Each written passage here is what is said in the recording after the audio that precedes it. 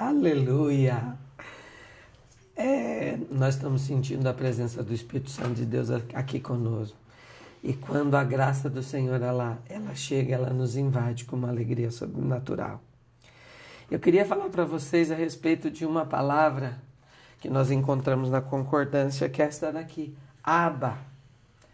Abba tem um significado extraordinário. Olha, eu estou lendo o João Ferreira de Almeida e ela é a primeira palavra que nós encontramos no dicionário do hebraico, na tradução do hebraico e do aramaico para o nosso idioma.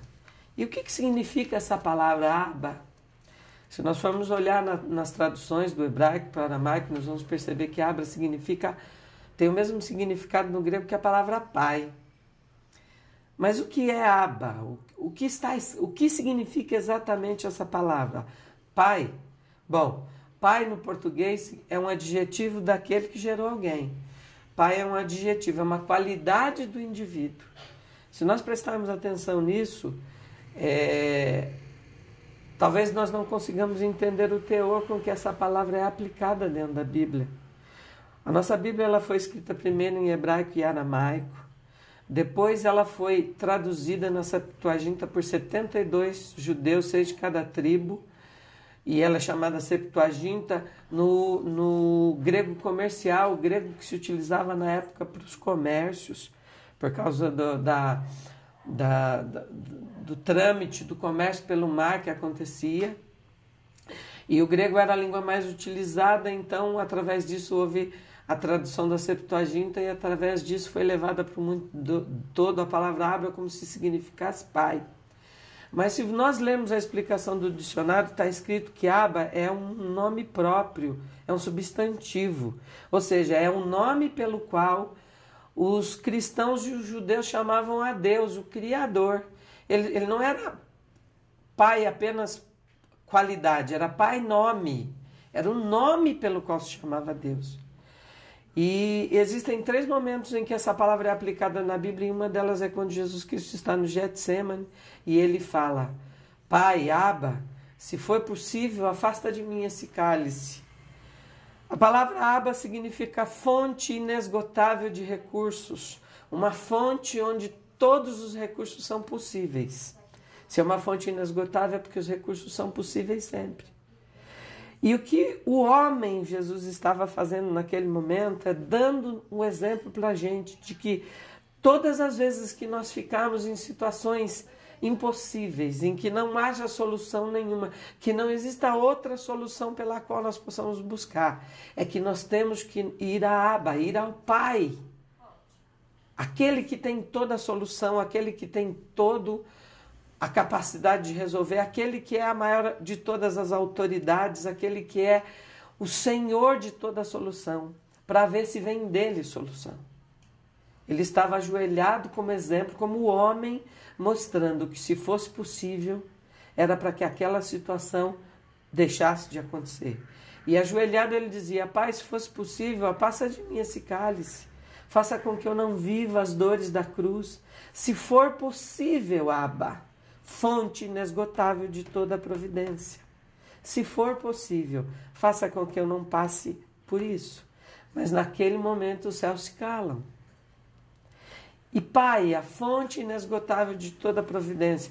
Pai, o nome pelo qual se chamava o Espírito de Deus, a parte invisível de Deus, a parte não vista de Deus. Porque Jesus é Emanuel, que traduzido é Deus conosco. Jesus é o visível do Deus invisível. Jesus era a parte que se via de Deus. A parte humana ajoelhada, a parte homem de Jesus e não a parte divina dizia: é possível que eu não viva isso? E os céus se calam. E aí ele decide como homem, como eu e você. Por isso que a palavra de Deus diz que ele venceu o mundo como homem. No silêncio de Deus, no silêncio de Abba, da não resposta, a fonte de todos os recursos não dá recurso algum para ele, a não ser enfrentar o problema. E ele, como exemplo, segue em direção da cruz. Ele escolhe a cruz por mim e por você, para mostrar para a gente que é possível. Enfrente o seu problema da forma que Jesus Cristo enfrentou dele. Vá na direção do problema. Faça com que o problema fique menor que a sua decisão.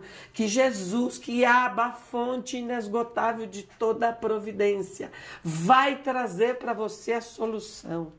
Não baixe a guarda, faça o que o seu mestre fez. Está escrito em Romanos: sede meus imitadores como eu de Cristo. Imite ao Senhor, vá na direção do seu problema, acreditando que Ele trará a solução para ele. Conte com o impossível, conte com a providência divina, porque se você for em direção do problema, ele vai ficar menor que a tua fé. Diga para o seu problema que Abba está contigo, que Ele tem a solução e que Ele é capaz de resolver o seu problema. Porque se Ele não te livrar do problema, Ele vai te dar forças para suportar o problema como deu Jesus Cristo.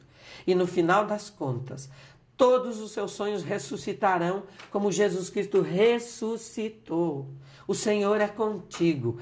Creia. Creia e creia. Vá na direção do Espírito Santo de Deus.